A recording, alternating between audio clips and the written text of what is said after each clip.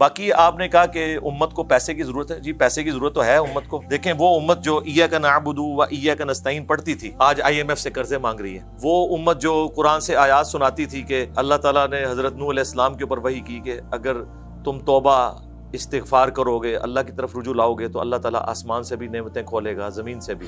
تو نعمتیں تو یہاں پہ کھلی ہوئی ہیں، اس کے باوجود غربت آپ کو نظر آ رہی ہے. میں تو اپنے دوستوں میں جب بھی بیٹھا ہوں تو میں کہتا ہوں پیسہ مومن کا ہتھیار ہے. ہم دنیا میں جو ذلیل ہو رہے ہیں پیسہ نہ ہونے کی وجہ سے. پیسہ ہوگا تو پھر آپ تحقیق کریں گے. آج لوگ کہتے ہیں جی سائنس کی فیلڈ میں ہم کیوں پیچھے رہ گئے؟ بھئی جب آپ کو 2 وقت کی روٹی کی فکر ہے تو آپ نے خاک جو ہے وہ تحقیق کرنی ہے. اگر اس وقت ہم 2 وقت کی روٹی کے محتاج ہوتے تو بخاری مسلم آپ کو نظر نہ آتی. ظاہر ہے پوری دنیا میں لوگ ٹریول کرتے تھے، ان کے لیے فیسلٹی اویلیبل تھی. ہم تو مطلب تعلیم میں اتنا پیچھے رہ گئے ہیں کہ اب ہمیں تعلیم حاصل کرنے کے لیے بھی وہاں جانا پڑتا ہے. جو لوگ ڈارک ایجز میں جب تھے یہاں پہ آ کے ان کے نوجوان تعلیم حاصل کرتے تھے، اسپین کے اندر، بغداد کے اندر. تو مین جو فیکٹر ہے وہ پیسے والا ہے. یہ میں آپ کی وجہ سے نہیں کہہ رہا، میں عام حالت میں بھی کہتا ہوں، بڑے سخت جملے بولتا ہوں ان کیمرہ، آن کیمرہ تو میں سافٹ جملے بول رہا ہوں. اب مجھے بتائیں اگر میں کوڑی کا محتاج ہوں اس پلیٹ فارم پہ بیٹھ کے میں کیسے بات کر سکتا ہوں جب تک کہ میری فائنینشیل سچویشن اتنی اچھی نہ ہو. احمد دیدار صاحب کے پیچھے لوگوں کو ان کی ایفرٹ نظر آتی ہے لیکن ان شیخوں کا پیسہ نہیں نظر آتا جنہوں نے ان کو لانچ کیا ہے. ڈاکٹر ذاکر نائک کے اوپر بھی پیسہ سارا لگا ہے. جی دیکھیں کتنا پیسہ ہے ان کا، اربوں کا بجٹ ہے. اچھا یہ میرا پہلا ٹاکرا پورے پاکستان سے کہ بھائی اپنے آپ کو قیمتی بناؤ، پیسہ کماؤ، پاکستان بچاؤ، اس امت کو بچاؤ. بہت اچھی بات. ٹھیک ہے اب مجھے بتائیں، میں تو 15 سال کی سروس کے بعد ریٹائرمنٹ لے کے بیٹھ گیا ہوں لیکن میری آواز دنیا میں سنی جا رہی ہے میری تعلیم کی وجہ سے. میرے کانسیپٹ کلیئر ہے، مجھے آج کے دور کے لوگوں کے مسائل پتہ ہیں. وہ جو کمپیٹنسی ہے وہ تعلیم پیدا کرتی ہے، رٹانی کبھی پیدا کرے گا. آپ نے لوگوں کو کمپیٹنٹ بنانا ہے.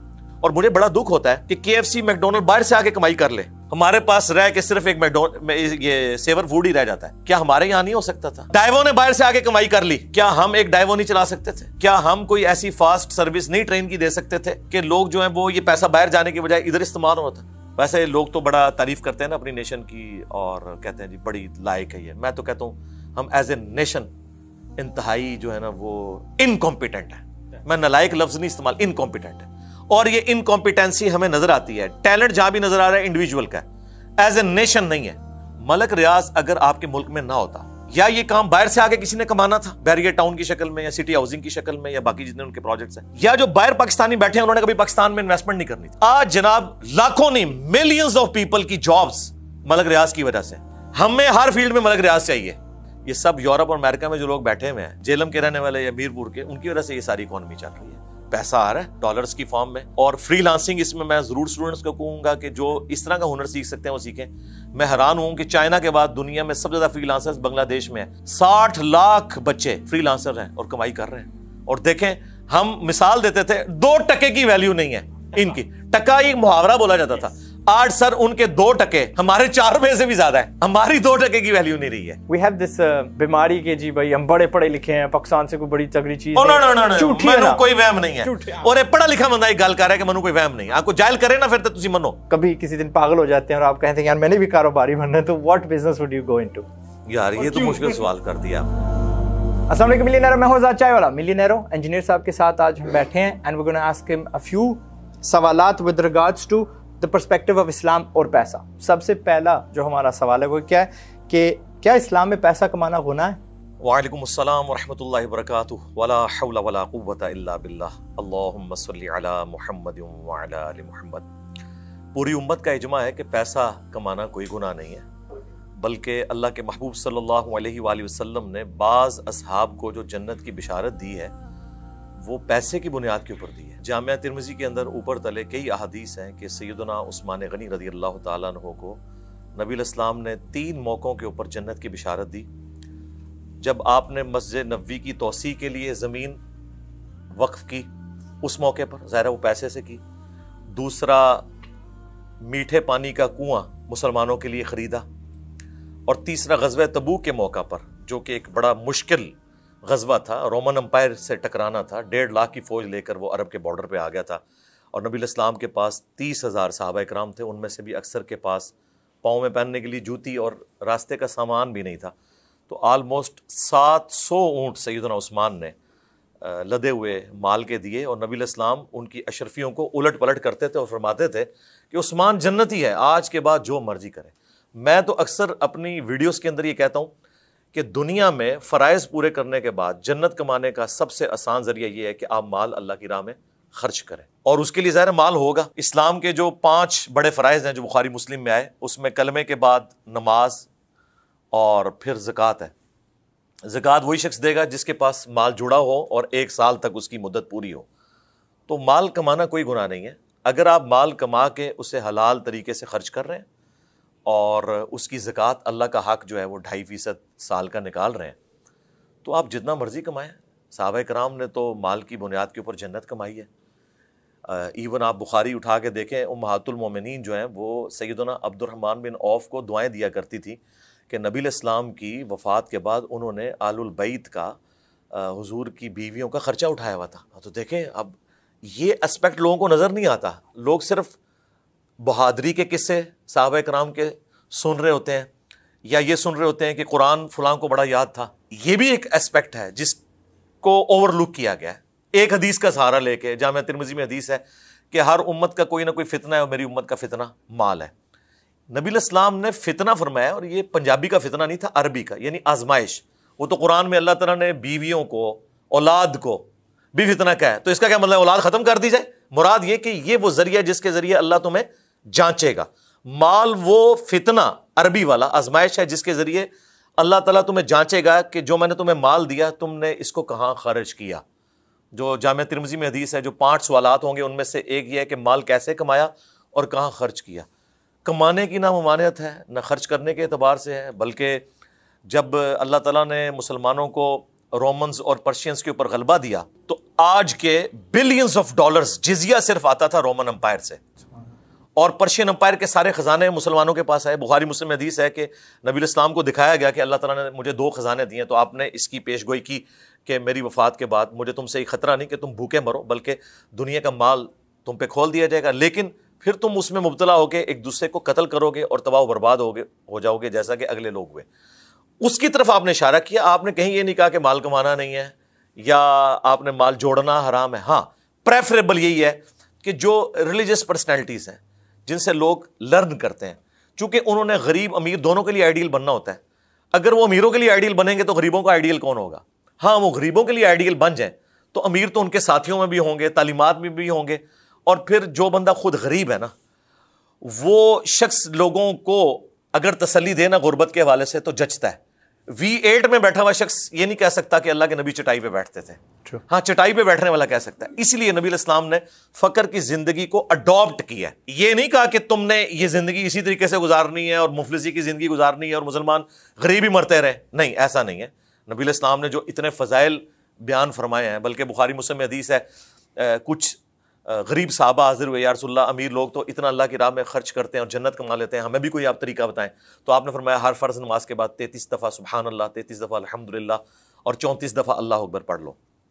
اور مسلم کی روایت میں 33 دفعہ اللہ اکبر اور 34واں پورا کرنے کے لیے 100 کا عدد لا الہ الا اللہ وحدہ لا شریک لہ لہ الملک ولہ الحمد وہو علی کل شیء قدیر پڑھو۔ تو انہوں نے پڑھنا شروع کیا، کچھ دنوں کے بعد وہ پھر آ گئے، ان کا یا رسول اللہ وہ تو امیر صحابہ نے بھی شروع کر دیا ہے۔ اچھا، اب اس کے بعد نبی علیہ السلام، ظاہر ہے اس کا تو اب کوئی جواب نہیں تھا، آپ فرمایا ذالک فضل اللہ یؤتیہ من یشاء، یہ اللہ کا فضل ہے جسے دے دے۔ اب میں ان امیروں سے یہ چھین نہیں سکتا کہ وہ وظیفہ کریں تو انہیں ثواب نہ ملے۔ یہاں ویسے لوگوں میں کنسیپٹ یہ ہے کہ جو غریب آدمی خرچ کرتا ہے نا اسے زیادہ ثواب ملتا ہے، امیر آدمی کو کم ملتا ہے، لیکن نبی علیہ السلام کیا فرما رہے ہیں کہ میں اللہ کا فضل چھین نہیں سکتا۔ اگر یہی وظیفہ انہوں نے بھی شروع کر دیا اور اس پہ تر رہا ہے کہ وہ مال بھی اللہ کی راہ میں خرچ کر رہے ہیں، تو یہ اللہ نے ان کو دیا ہے، میں اسے کیسے چھین سکتا ہوں؟ آپ قرآن کا آغاز ہی دیکھیں، جو اللہ تعالیٰ نے اہل ایمان کی نشانی بتائی ہے، اس میں ایک نشانی یہ کہ ہمارے دیے ہوئے مال میں سے اللہ کی راہ میں خرچ کرتے ہیں، تو خرچ اسی وقت کریں گے جب ہوگا۔ تو یہ آپ ایک صوفیاء کا مقدمہ ہے جو کہتے ہیں کہ بالکل آپ کے کپڑوں میں بھی میل ہو، داڑھی میں بھی جوئیں پڑی ہوئی ہوں تو آپ اللہ کے قریب ہیں، اور ایک نبی علیہ السلام کا کانسیپٹ یہ ہے۔ مسند احمد میں، ابو داؤد میں حدیث ہے، ایک ایسا شخص حاضر ہوا جس کے بال بکھرے تھے، آپ نے فرمایا تجھے کوئی چیز نہیں ملی کہ تو کنگھی کر لیتا؟ ایک کے کپڑے میلے تھے، اسی حدیث میں ہے، آپ نے فرمایا تجھے کوئی چیز نہیں ملی کہ اپنے کپڑے صاف کر لیتا؟ اور ایک حدیث ابو داؤد میں اور مسند احمد میں آپ نے اس کا انٹرویو کیا، آپ نے فرمایا کیا تیری حالت یہ جو ہے تو اپنا سٹیٹس بتا۔ اس نے کہا میرے پاس اتنی بکریاں، اتنی بھیڑیں، اتنا، یعنی وہ اس دور کا ایک امیر آدمی تھا۔ آپ نے فرمایا اگر اللہ نے تجھے اتنا کچھ دیا ہے تو اللہ کی نعمتوں کا اثر تجھ پہ نظر بھی آنا چاہیے، یعنی یہاں پہ کچھ لوگ ہوتے ہیں نا، وہ اپنے آپ کو نا، یعنی وہ لوگوں کی نظر میں خیر وہ چوری چکاری سے بچنے کے لیے بھی اپنے آپ کو لو پروفائل میں رکھتے ہیں، لیکن اس لیول پہ بھی نہ ہو کہ آپ بالکل گند مند کر کے پھریں، یعنی کسی درجے میں وہ ایک سینسیبل نظر آنے چاہیے. البتہ یہ ضرور ہے کہ آپ بہت زیادہ ایسا کوئی معاملہ نہ کریں جس کی وجہ سے کسی کو آپ تکلیف میں ڈالیں. اس میں بھی بیلنس ہے. صحیح مسلم میں حدیث ہے، ایک صحابی نے کہا یا رسول اللہ، بعض اوقات انسان کی خواہش ہوتی ہے کہ لباس اچھا ہو، کپڑے اچھے ہوں، جوتیاں اچھی ہوں، کیا یہ تکبر ہے؟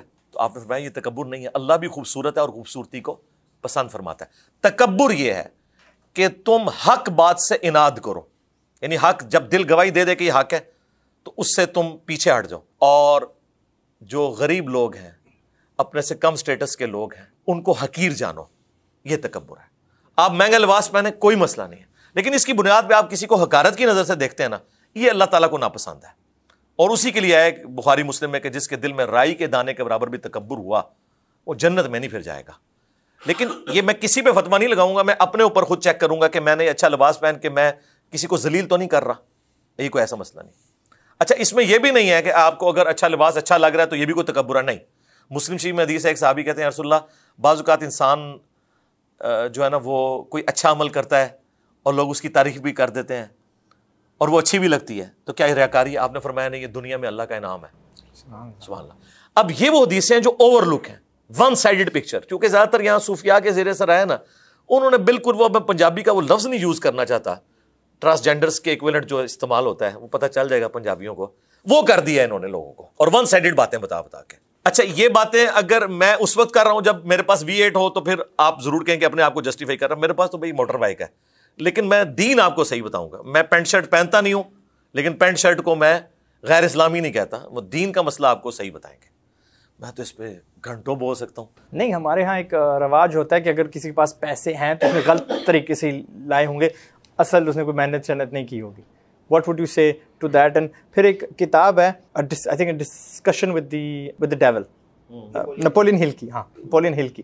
تو وہاں پہ وہ کتاب ایسی لکھی ہے نپولین نے کہ وہ شیطان سے مخاطب ہو کے باتیں کر رہے. تو اور وہاں پہ شیطان سے پوچھتا ہے کہ تیرا کیا رویہ اور دولت اور غربت. تو وہ کہتا ہے غریب مجھے زیادہ پسند ہوتے ہیں، ان کو میں آسانی سے گمراہ کر سکتا ہوں، کیونکہ جب وہ غربت کی حالت میں ہوتے ہیں نا، they can not think any thing beyond, کسی اور چیز پہ ریسرچ نہیں کر سکتے، عقل نہیں بھی اس میں شامل کر سکتے. ان کو پیٹ کا ہوتا ہے، ان کو بھوک اپنی مٹانی ہوتی ہے، تو ان کا فوکس سارا وہاں چلا جاتا ہے. تو جس موڑ پہ ابھی امت کھڑی ہے دنیا میں، آپ پورا حال دیکھ لو، ہر بندہ ہمیں ہی کھا رہا ہے. وہ حدیث پوری ہو گئی ہے نا، سارے مل کے ہمیں کھائیں گے. تو اس پیسے کی کیا اہمیت ہے؟ دولت مند مسلمان کی کیا اہمیت ہے؟ پہلے تو میں اس کی نپولین کی جو ڈسکشن ہے شیطان کے ساتھ اسے انڈورس کروں گا. صحیح بخاری میں حدیث ہے، ایک شیطان نے انسانی شکل میں آ کے آیت الکرسی کا وظیفہ بتایا تو نبی علیہ السلام نے فرمایا ہے جھوٹا تھا لیکن بات سچی کی. یہاں بھی اس کی بات سچی ہے. پریکٹیکلی آپ دیکھ لیں کہ جتنے غریب لوگ ہیں، جو بہت زیادہ غریب ہیں، انہوں نے جمعے کی نماز تو چھوڑ دیں، عید کی نماز بھی کبھی نہیں پڑھی. وہ بالکل دین سے برگشت ہیں. آپ کو جو ریلیجس لوگ نظر آ رہے ہیں وہ سب کے سب middle class, lower middle class ہیں. ایون اپر کلاس میں بھی آپ کو لوگ نظر آئیں گے جو سیٹسفائیڈ لائف گزار رہے ہیں، لیکن وہاں ذرا اور ایشوز اور آ جاتے ہیں. لیکن یہ حقیقت بات ہے کہ فقر جو ہے وہ کفر کے قریب لے جاتی ہے انسان کو. اسی وجہ سے آپ دیکھیں دنیا میں لوگوں کے ریلیجن چینج کروائے گئے ہیں.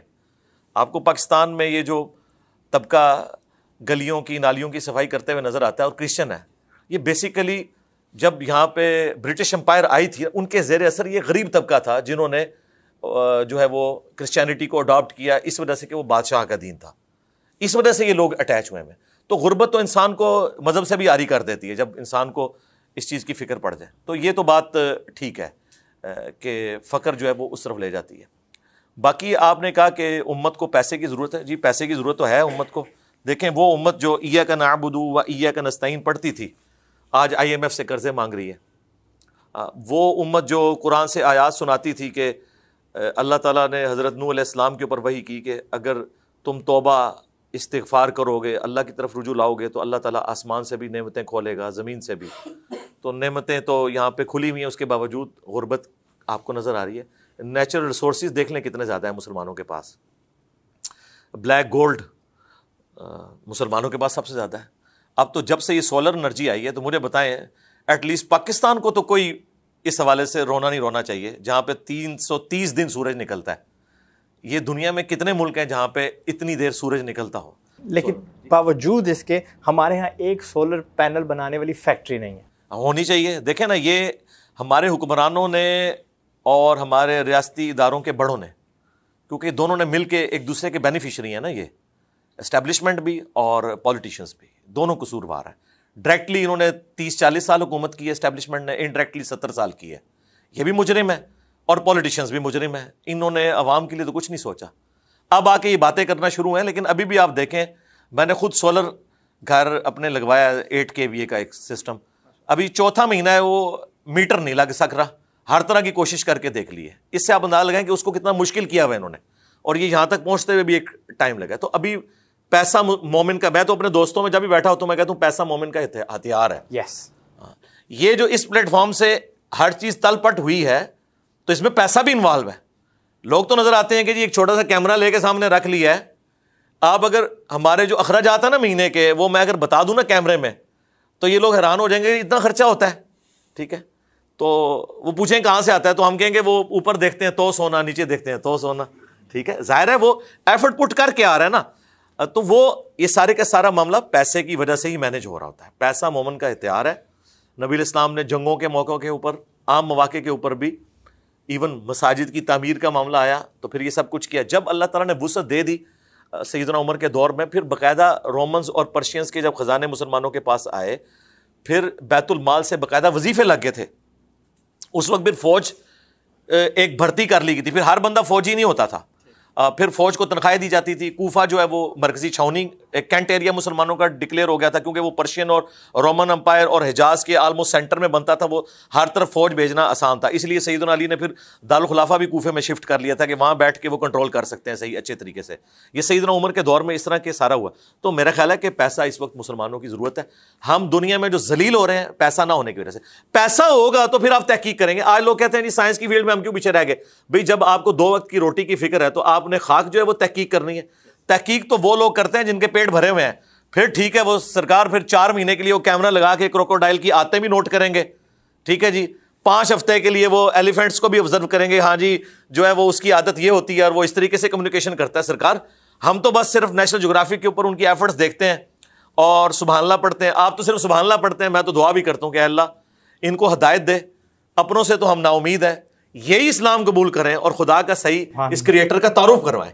یہ کائنات اللہ تعالیٰ کا فعل ہے اور قرآن اللہ کا قول ہے. اللہ کے قول اور فعل میں تضاد نہیں ہے, اور اس قول و فعل کو مسلمانوں نے بتانا تھا, لیکن مسلمانوں کے پاس پیسہ ہوتا تو یہ بتاتے. اور جب تک پیسہ تھا, البیرونی نے سب سے پہلے زمین کا سرکمفرنس جو ہے وہ دریافت کیا, اور آلموسٹ 40,000 کلومیٹر بنتا ہے, اس نے 38,000 کلومیٹر کے قریب نکال لیا تھا.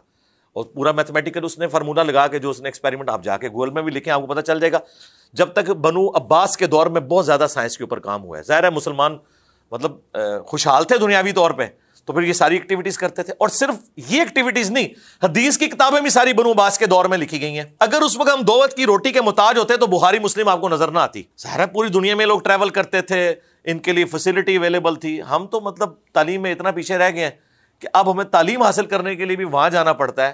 جو لوگ ڈارک ایجز میں جب تھے, یہاں پہ آ کے ان کے نوجوان تعلیم حاصل کرتے تھے, اسپین کے اندر, بغداد کے اندر.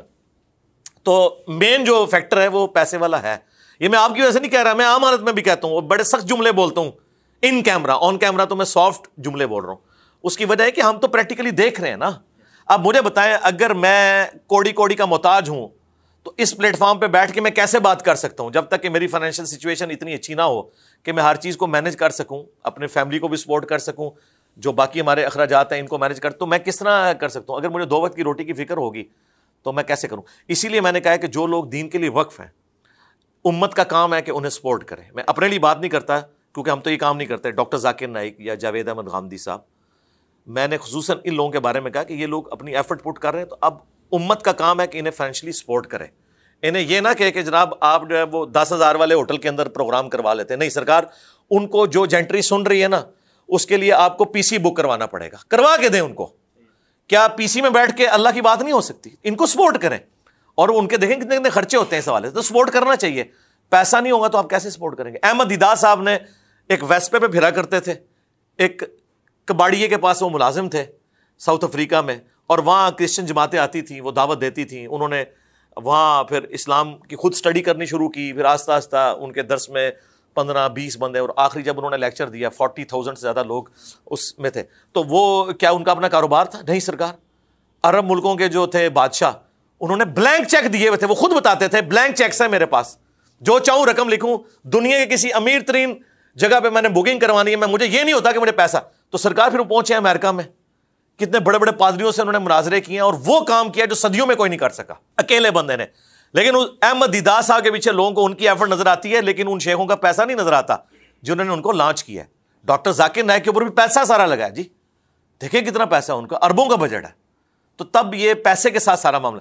یہ تو اب یوٹیوب کی مہربانی ہے کہ ٹی وی چینل کے لیے آپ کو کوئی لائسنس نہیں خریدنا پڑتا, 2,500-3 ہزار روپے کا آپ کنیکشن ایک لے لیں, ایک اچھا سا کیمرہ ایک دفعہ زور لگا کے 1.5-2 لاکھ روپے کا لے لیں, اور پھر آپ کی اسپیکنگ پاور ہو تو آپ کی بات دنیا سن لے گی.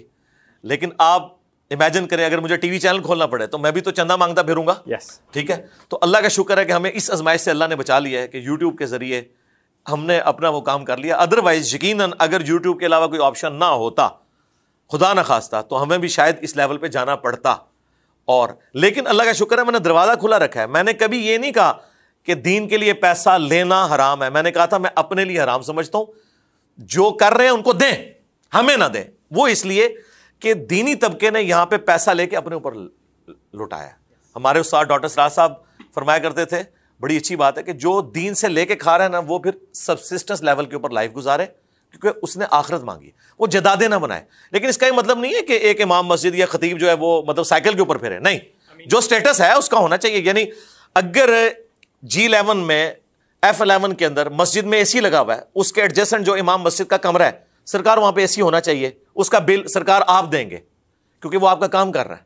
ایون میں تو کہتا ہوں پولیس فوج جو عوام کی خدمت میں لگی ہوئی ہے, ان کی تنخواہیں, ان کے آفیسز میں بھی اے سی لگے ہونے چاہیے, وہ آپ کے بہاف کے اوپر کام کر رہے ہیں. اگر آج ہم آزادانہ بیٹھ کے یہاں ملک میں کاروبار کر رہے ہیں تو فوج کی وجہ سے, پولیس کی وجہ سے, جوڈیشری کی وجہ سے کر رہے ہیں. ان کی تنخواہیں بھی ہم نے دینی ہے ٹیکسز کی فارم میں. کیوں؟ کہ ہمارے حصے کا وہ کام کر رہے ہیں, ورنہ ہر بندے کو اپنی فوج رکھنی پڑے گی, اپنی پولیس رکھنی پڑے گی, پھر آپ کاروبار کر بیٹھے. تو یہ سارے کے سارے معاملے پیسے کے اوپر چل رہے ہیں. الحمدللہ. اچھا, یہ میرا پہلا ٹاکرا پورے پاکستان سے کہ بھائی اپنے آپ کو قیمتی بناؤ, پیسہ کماؤ, پاکستان بچاؤ, اس امت کو بچاؤ. بہت اچھی بات. ٹھیک ہے. دوسرا جو میرا ہمیشہ رہتا ہے زاویہ, وہ یہ ہے کہ کسی نے بابے گالیں ایک زمانے میں ان کو سمجھا دیا ہے کہ یار تعلیم رٹا ہوتا ہے. اور میں نے کیا دیکھا کہ آپ جس مخلوق کو ایڈریس کر رہے ہوتے ہیں, یعنی دین میں بھی ہمارا رٹا بہت زیادہ گھس گیا, اور جس کو تعلیم ہے نا, سسٹم جسے ہمیں تعلیم دینی تھی, اس میں بھی رٹا بہت زیادہ ہے. ایک ایرا تھا, ایک وقت تھا جسے ہم گولڈن ایرا بولتے ہیں مسلمانوں کا, وہاں پہ دین میں بھی ہم بڑے قابل تھے, دنیا میں بھی بڑے قابل تھے. ہم نے کہا کہ ہم نے سرکمفرنس آف دنیا پر 2000 کلومیٹر وداؤٹ سیٹلائٹس ماپ لیا. انسان ہی تھا نا, بڑی بات ہے, فرشتہ تھوڑی تھا, تعلیم تھی ہمارے پاس. اب ہمارے ہاں یار ایک LED بلب نہیں ہم بناتے, یہ بھی اسمبل ہوتا ہے, چائنا سے پرزے آتے ہیں, ٹھیک ہے, کچھ بھی نہیں ہے ہمارے پاس. تو میں ان کو پلیز بتائیے اسلام کا کیا رویہ, اور کیا رٹا ٹھیک ہے یا تعلیم, دنیا میں بھی اور دین میں بھی؟ دیکھیں جی, تعلیم جو ہے نا, خصوصاً میں آپ کو انجینئرنگ کی تو بات کرتا ہوں. انجینئرنگ تو ساری کانسیپٹس کے اوپر چلتی ہے, اپلائیڈ سائنسز ہے نا. میکینیکل انجینئرنگ تو اسپیسیفکلی فزکس میں ایک جو ڈومیننٹ چیز ہے, آپ دنیا میں جتنی میکینیکل ترقی دیکھ رہے ہیں, انجنس کی فارم میں ہوائی جہاز اڑ رہے ہیں, یہ سب کی سب میکینیکل انجینئرنگ کی ہی برانچز ہیں. تو اس میں تو ہماری یعنی تعلیم کے دوران تو اس چیز کو عیب سمجھا جاتا تھا کہ کوئی شخص رٹا مارے, کانسیپٹ کلیئر کیا جاتا تھا. اور اسکولوں میں, کالجز میں اب میرٹ سسٹم جب سے آیا ہے نا, اس میں رٹے والی جو ڈومیننسی ہے نا, اس نے بیڑا غرق کر دیا. اب لوگوں کو نمبر لینے کا شوق تو ہے, لیکن انہیں بیسک کانسیپٹ کلیئر نہیں ہے. لیکن گوروں کا سسٹم جو ہے نا, وہ بالکل اپوزٹ ہے. وہاں پہ لوگوں کو کنسیپٹ بھی سکھایا جاتا ہے, اور وہ یہ جج بھی کر لیتے ہیں کہ یہ بچہ اب اس فیلڈ میں جائے گا. پاکستان میں 100 بچے ہیں نا اگر بالفرض, تو 99 بچے ڈاکٹر انجینئر ہی بنیں گے. وہ وکیل بھی تو کو بن سکتا ہے. وکیل دیکھیں آپ, عموماً آپ کو وہ لوگ وکیل نظر آئیں گے جو عام معاشرے میں کوئی اور ڈگری نہ کر سکیں, معذرت کے ساتھ وکیلوں سے. اسی لیے وکیلوں میں ذرا سے کوئی سیانا بندہ آتا ہے نا, تو سرکار وہ پھر سب کو پیچھے چھوڑ جاتا ہے. انجینئر نے جو پوری زندگی میں کمائی کرنی ہے نا, وہ وکیل 1 مہینے میں کما لیتا ہے. اچھا, یہ بھی ایک شعبہ ہے. اس کے علاوہ بھی اور شعبے ہیں, اس میں یعنی لوگ یہ سارا معاملہ کر سکتے ہیں. باقی کاروبار والا جو معاملہ ہے نا جی, وہ ایک ایسی چیز ہے کہ جو اوور لک ہے. میں سمجھتا ہوں کہ تعلیم ود کانسیپٹ. یہ صرف ارننگ کے ذریعے کے طور پہ نہیں ہونی چاہیے. تعلیم ایک آپ کے لیے آنر ہے. اب مجھے بتائیں, میں تو 15 سال کی سروس کے بعد ریٹائرمنٹ لے کے بیٹھ گیا ہوں, ٹھیک ہے, لیکن میری آواز دنیا میں سنی جا رہی ہے میری تعلیم کی وجہ سے. میرے کانسیپٹ کلیئر ہیں, مجھے آج کے دور کے لوگوں کے مسائل پتہ ہیں. میں دنیا میں کسی ٹاپک کو اسٹڈی کرنا چاہتا ہوں تو مجھے ضرورت نہیں پڑتی ہے کہ میں کسی کو ٹرانسلیشن جا کے کرواؤں گا. میں الحمدللہ جس ٹاپک کے اوپر بھی تحقیق کرنا چاہتا ہوں کر لیتا ہوں. وہ جو کمپیٹنسی ہے وہ تعلیم پیدا کرتی ہے, رٹانی کبھی پیدا کرے گا.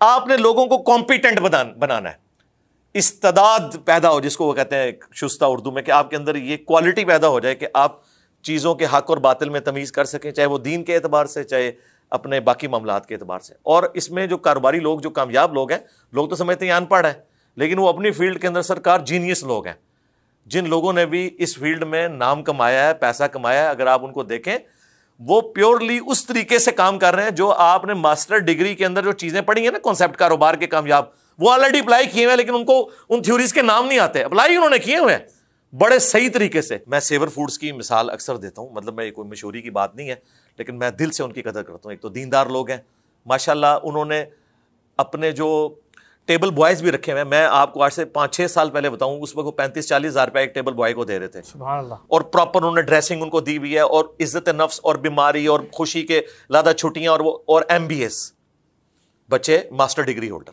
وہ میرا ایک کزن تھا, اس نے پروجیکٹ کیا تھا ان کے اوپر, یہ بلو ایریا کی جو ان کی برانچ ہے, تو اس نے مجھے پھر فرسٹ ہینڈ نالج دیا کہ یہ ہوتا ہے. مجھے اس میں بڑی خوشی ہوئی کہ یار کس طرح مینیجیبل طریقے سے وہ اپنے معاملات کو لے کے چل رہے ہوتے ہیں. تو حالانکہ وہ بندہ ایک ریڈی لگاتا تھا گجرانوالہ میں, اس کی شادی ادھر ہوئی, وہاں اس کی ریڈی نہیں چلی, اس کے سسر نے اس کو ادھر بلا لیا, اس نے کالج روڈ سے کام شروع کیا, پھر کرتے کرتے آپ دیکھیں اس کی سعودی عرب میں مکہ کے اندر برانچ موجود ہے ماشاءاللہ. تو اس طریقے سے یعنی, اور دیندار ہے, جماعت اسلامی سے تعلق ہے. آپ ابھی بھی سیور فوڈز میں انٹر ہوں, آپ کو آیات لکھی ہوئی نظر آئیں گی اور یہ سارا کچھ نظر آئے گا ماشاء اللہ تعالیٰ. ایسا نہیں ہے کہ وہ, اور پھر اللہ کی راہ میں بہت خرچ بھی کر رہے ہیں بغیر بتائے ہوئے, یعنی لوگوں کو تو نہیں پتا. اس طریقے سے اور ہیں, گورمے والے ہیں, آپ ان کو دیکھیں اللہ کی راہ میں صدقہ اور خیرات. آپ شوکت خانم والوں سے پوچھیں کہ بڑے فائنینسرز جو ان کے ہیں, ان میں یہ بھی لوگ ہیں, یعنی کمائی بھی کر رہے ہیں تو لگا بھی رہے ہیں. لوگوں کو صرف یہ نظر آ رہا ہے کہ ان کی برانچز ہیں, لیکن ان لوگوں کی, اور مجھے بڑا دکھ ہوتا ہے کہ KFC میکڈونلڈ باہر سے آ کے کمائی کر لے, ہمارے پاس رہ کے صرف ایک یہ سیور فوڈ ہی رہ جاتا ہے. کیا ہمارے یہاں نہیں ہو سکتا تھا؟ ڈائیو نے باہر سے آگے کمائی کر لی, کیا ہم ایک ڈائیو نہیں چلا سکتے تھے؟ کیا ہم کوئی ایسی فاسٹ سروس نہیں ٹرین کی دے سکتے تھے کہ لوگ جو ہیں وہ یہ پیسہ باہر جانے کی بجائے ادھر استعمال ہوتا؟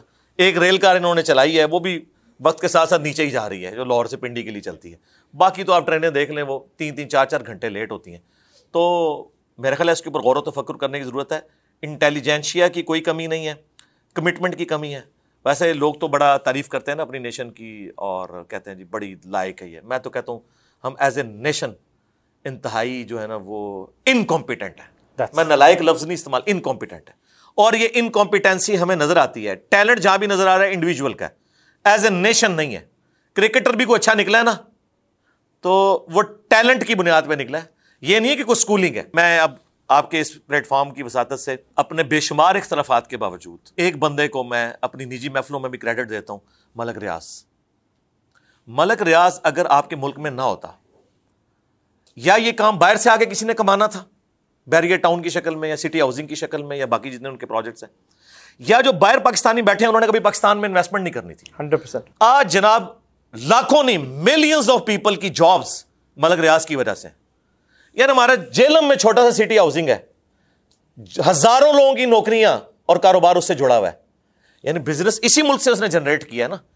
یہ سٹیز حکومتوں کے کام ہے آباد کرنا, جو ملک ریاض نے کیے ہیں, ٹھیک ہے, اور باقی معاملات بھی لے کے چل رہے ہیں.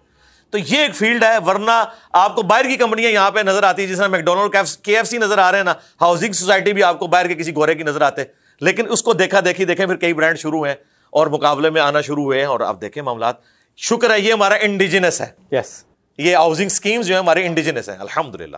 ڈیفینس ہاؤسنگ والوں کو بھی بعد میں خیال آیا ہے, ٹھیک ہے, اس کو دیکھا دیکھی, تو یہ کریڈٹ جاتا ہے. میں کہتا ہوں پائنیئر اس فیلڈ میں, ہمیں ہر فیلڈ میں ملک ریاض چاہیے. باقی وہ چیزیں جو ہے نا, وہ کہتے ہیں وہ ٹائر لگا دیتے ہیں فائلوں کو, وہ سرکار وہ اپنی وجہ سے نہیں لگاتا, وہ آپ کے کرپٹ سسٹم کی وجہ سے لگاتا ہے, مجبوری ہے. ہاں اس کی مجبوری ہے, وہ چھوڑ دیں آپ ٹاپک. جس طرح آپ دینی کو بات کریں تو داڑھی ناپنا شروع کر دیتے ہیں, عمران خان کی داڑھی نہیں ہے, دین پہ کیوں بات کر رہا ہے, ادھر آ جائے تو کوئی ایک بات پکڑ لیتے ہیں. آپ یہ دیکھیں اس سسٹم کے اندر جو خرابی ہیں, اس میں رہتے ہوئے اس بندے نے بیسٹ پرفارمنس دی ہے. حکومتیں جو کام نہیں کر سکی 70 سال میں, اس بندے نے کر کے دکھایا, اور لوگوں کا کیا اعتماد ہے کہ فائل لانچ ہوتی ہے, لوگ پیسے دیتے ہیں, لوگوں کو پتا ہے کہ ملے گی, ادھر ادھر نہیں ہوگی. ٹھیک ہے, اور باہر کے لوگ, ان کا رشتہ اگر پاکستان سے قائم ہے نا, تو اس کی, آپ تو خیر خود میرپور کے ہیں, میرپور والوں کو تو خیر ویسے وہ اپنے ایک علاقے سے عقیدت ہے, تو انہوں نے ایک مکان ادھر بنایا ہوا, ایک ادھر, وہ ہمارا بھی فائدہ ہے, چلو ادھر غریب لوگوں کو مکان کرائے پہ مل جاتا ہے, یا وہ دیکھ بھال کے لیے چھوڑ دیتے ہیں. ادروائز پاکستان کے ساتھ آنے والی جنریشنز کا کوئی رشتہ نہیں تھا. یہ جو ابھی کوئی لڑکیاں یا لڑکے بیاہ کے لے جاتے ہیں, وہ بھی ایک نسل تک ہی ہے, اگلی نسلیں نہیں آئیں گی. ہاں, اب ان ہاؤسنگ سکیمز کی وجہ سے ایک ایک مکان میں بنایا, چلو کبھی چھٹیاں گزارنے آ جاتے ہیں. آپ دیکھیں وہ مکان یہاں بنے ہوئے ہیں, اس کی وجہ سے آتے ہیں, تو ہماری یہاں پہ ایک جنریٹ ہوتی ہے انکم لوگوں کی. اب جیلم میں تو نہ کوئی فیکٹری ہے, نہ کوئی ایسا معاملہ ہے, چونکہ یہاں سے زیادہ تر لوگ فوج میں تھے, یہاں پہ پھر وہ ایک پالیسی کے تحت جو ہے نا وہ فیکٹریاں بھی نہیں لگائی گئیں. لیکن آپ کو جیلم میں آپ ذرا جا کے مارکیٹ میں دیکھیں, یہ سب یورپ اور امریکہ میں جو لوگ بیٹھے ہوئے ہیں, جیلم کے رہنے والے یا میرپور کے, ان کی وجہ سے یہ ساری اکانومی چل رہی ہے, پیسہ آ رہا ہے تو ڈالرز کی فارم میں. اور فری لانسنگ, اس میں میں ضرور اسٹوڈنٹس کو کہوں گا کہ جو اس طرح کا ہنر سیکھ سکتے ہیں وہ سیکھیں. میں حیران ہوں کہ چائنا کے بعد دنیا میں سب سے زیادہ فری لانسرز بنگلہ دیش میں ہیں. 60 لاکھ بچے, 6 ملین فری لانسر ہیں اور کمائی کر رہے ہیں. اور دیکھیں, ہم مثال دیتے تھے 2 ٹکے کی ویلیو نہیں ہے ان کی, ٹکا ایک محاورہ بولا جاتا تھا. آج سر ان کے 2 ٹکے ہمارے 4 روپے سے بھی زیادہ ہے, ہماری 2 ٹکے کی ویلیو نہیں رہی ہے. تو انہوں نے دیکھیں اسی دنیا سے لرن کیا نا. وی ہیو دس بیماری کہ جی بھائی ہم بڑے پڑھے لکھے ہیں, پاکستان سے کوئی بڑی تگڑی چیز منو کوئی وہم نہیں ہے, اور پڑھا لکھا بندہ ایک گل کر رہا ہے کہ منو کوئی وہم نہیں. آپ کو جائل کرے نا پھر تو تسی منو. مجھے پتا ہے کہ میری کلاس میں اگر 50 اسٹوڈنٹس تھے تو ان میں سے انجینئر صرف 3-4 ہی بن کے نکلے ہیں, انکلوڈنگ می. باقی سارے رٹا باز تھے, اور ہر کلاس میں اتنے ہی کانسیپٹ والے لوگ نکلتے ہیں. ٹھیک ہے نا, اور وہ آپ کو پھر بعد میں اندازہ بھی ہو جاتا ہے, حقیقت بعد میں آپ کو بتاؤں. تو وہ ایسا کوئی نہیں ہے مسئلہ. اور وہ بھی جو 3-4 نکلے ہوتے ہیں نا, وہ کوئی ایک آدھ میرے جیسا پاگل ادھر رکا ہوا ہے, باقی باہر کے ملکوں میں بیٹھے ہوئے ہیں. اور یہ کوئی عیب نہیں ہے, بیٹھے باہر جا کے, جدھر قدر ہے وہاں پہ. آپ دیکھیں ناسا کے اندر میجورٹی پاکستان کے انجینئرز بیٹھے ہوئے تھے ایک زمانے میں, تو یعنی ان کے ڈائریکٹر لیول کے اوپر میجورٹی لوگ یہاں کے بیٹھے ہوئے تھے. ابھی بھی وہاں پہ انڈیا پاکستان کے لوگ جو محنت کرتے ہیں وہاں پہ پہنچ رہے ہیں, اور میں ان کو داد دوں گا. ہمارے ملک کے اندر تو آپ کمائی کرنا ہی مشکل ہے. وہ لوگ کتنا میرٹ کی قدر کرتے ہیں کہ انہیں نہیں ہے کہ یہ ساؤتھ ایشیا کا رہنے والا ہے یا یہ یو کے کا ہے یا امریکہ کا ہے. جو محنت کرتا ہے وہ اوپر جاتا ہے ماشاءاللہ, اور ایمانداری سے وہ اوپر. تو جہاں ٹیلنٹ کی قدر ہے وہاں جانا چاہیے. بالکل, اس کی وجہ سے میں تو کہتا ہوں پاورٹی سرکل کو توڑنے کا ذریعہ پاکستان میں تعلیم, اور پھر اس کے بعد ہائر ایجوکیشن کے لیے باہر, اور اپنا کوئی معاملہ کریں. اگر یہاں پہ آپ کا نہیں سیٹ ہو رہا اور جو باہر جا سکتے ہیں تو ریمیٹنس آئیں, ملک آگے جائے انشاءاللہ. آپ نے کہا ہے کہ جی ہر سیکٹر میں ایک ملک ریاض ہونے چاہیے, رائٹ, اینڈ اگر جو انہوں نے کام کیا وہ حکومت کا کام ہے. And I 100% agree with you کہ اگر ان کی ہاؤسنگ سوسائٹی یہاں پہ نہ ہوتی تو بہت سارے ایکسپیٹریٹس جو ہم لوگ ہیں واپس مڑ کے نہ آتے. ہمیں بہت حوصلہ پڑا ہے. ٹھیک ہے, میں اپنی اگر کہانی بتاؤں تو جب میں نے پہلی بار بحریہ ٹاؤن کو دیکھا, آئی واز لائک, بچوں کو ہم نے چھوڑا گھر اپنے, اور میں نے وائف کو کہا مجھے اتنا حوصلہ ہے کہ یہاں پہ سب کچھ ہوگا. میں نے کہا what would you like to eat, کیا کھاؤ؟ کہتی ہے سب وے. ہم نکلے, کوئی میپ نہیں ہے, گھومتے گھومتے ہمیں سب وے مل گئی. اینڈ آئی واز لائک سبحان اللہ. دس واز 2015, جب میرا حوصلہ بڑھا کہ یار پاکستان لوٹنا چاہیے. اور مساجد بھی ہیں, میں دیندار بندوں کے لیے کہوں گا, مسجدیں آپ کو یورپ امریکہ میں بھی ایسی نہیں ملیں گی جو یہاں ملیں گی ماشاءاللہ. اور کوئی فرقہ واریت نہیں ہے. اب جس طریقے سے آپ مرضی نماز پڑھیں, آپ کو امام مسجد کان سے پکڑ کے نہیں نکالے گا. اونچی آمین کہنی ہے اونچی آمین کہیں, آپ نے رفع دین کرنا ہے نہیں کرنا, کوئی آپ کو ڈانٹے گا. ان کی تنہائی کون دے رہے؟ Business man. I have this theory کہ اگر پاکستان کو ہم امیر بنا دیں گے نا تو پوری امت کے مسئلے حل ہو جائیں گے. فوج ہماری سب سے تگڑی ہے, بس اس کی محتاجی یہ ہے کہ وہ ایک غریب ملک کی فوج ہے. یہی ہے نا, ایسا ہی. لاسٹ سوال, اگر آپ کبھی کسی دن پاگل ہو جاتے ہیں اور آپ کہتے ہیں یار میں نے بھی کاروباری بننا ہے, تو what business would you go into? یار یہ تو مشکل سوال کر دیا آپ نے. اس کی وجہ ہے کہ اگر ہم یہ کریں گے تو ظاہر ہے میں اب ایک ریلیجیس پلیٹ فارم پہ بیٹھا ہوں, تو لوگ پھر شکر مل رہا عقیدت کے طور پر یعنی لیں گے کہ یار یہ بندہ جو ہے وہ ہم بھی یہ والا کام کریں. تو کاروبار تو مختلف ہیں, جس کاروبار کو دیکھیں اس میں آپ کو اپرچونٹی نظر آتی ہے یہاں پہ. باقی کسی کا ذاتی شغف, یعنی میں تو کاروبار ایسا چاہتا ہوں جس میں مجھے محنت کم کرنی پڑے اور میں اپنا ٹائم سپیئر کروں سونے کے لیے نہیں, اس ایفرٹ کو پٹ کرنے کے لیے. اس میں ایک اگر میرے پاس انیشیل انویسٹمنٹ اتنی ہے تو میں کسی کمرشل جگہ کے اوپر کوئی بلڈنگ کرائے پہ لوں اور کوئی مہنگی سی میں کوئی آؤٹ لیٹ دیکھوں ان کو کرائے پہ دوں. فرینچائز یعنی یہ نہیں کہ میں خود چلاؤں, یعنی کرائے پہ, یعنی بلڈنگز میری ہوں, میں کرائے پہ دی ہوئی ہوں.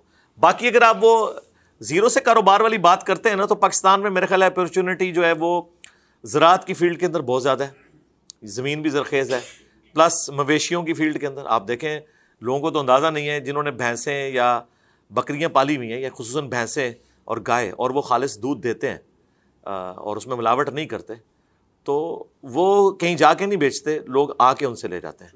تو یہ مجھے یعنی زراعت اور پلس یہ مویشیوں والا یہ مجھے چیز پسند ہے.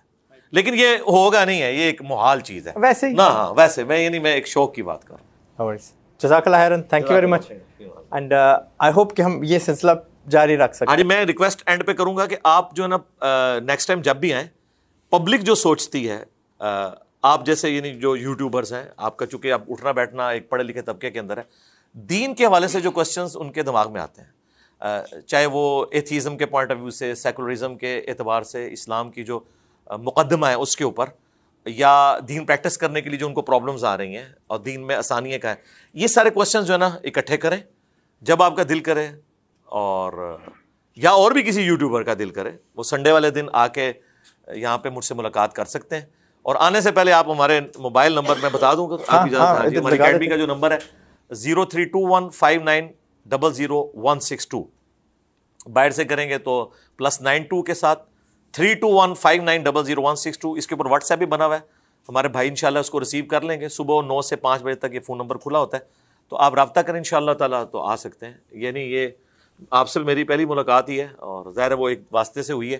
تو چلیں آپ کے پلیٹ فارم سے جن لوگوں نے اس طرح کی کوئی چیز حاصل کرنی, کیونکہ ہم تو چاہتے ہیں کہ دعوت ہر پلیٹ فارم سے پھیلے جس کی فیلڈ ہے, اور مجھ سے آپ آگے ہر ٹاپک ڈسکس. اب دیکھیں یہ میں زندگی میں پہلی بار یہ ٹاپک ڈسکس کر رہا ہوں, اور انہوں نے مجھے شروع کہا میں آپ کو سوال, میں نے کہا مجھے سوال نہیں دکھانے, میں اپنی نیچرل گیم نہیں کھیل سکتا, جو اللہ تعالیٰ شرح صدر کرے گا میں بات کر دوں گا. الحمدللہ, good answers. And next time انشاءاللہ میں کاروباری سوال لے کے آؤں گا. اگر آپ کو کچھ مشکلات ہیں ان دا دین کاروبار کے متعلقہ, نیچے کامنٹس میں لکھ دیجیے گا, انشاءاللہ شیئر. جی انشاءاللہ, ٹھیک ہے. تو جزاک اللہ, تھینک یو ویری مچ. ملینارو, السلام علیکم. وعلیکم السلام.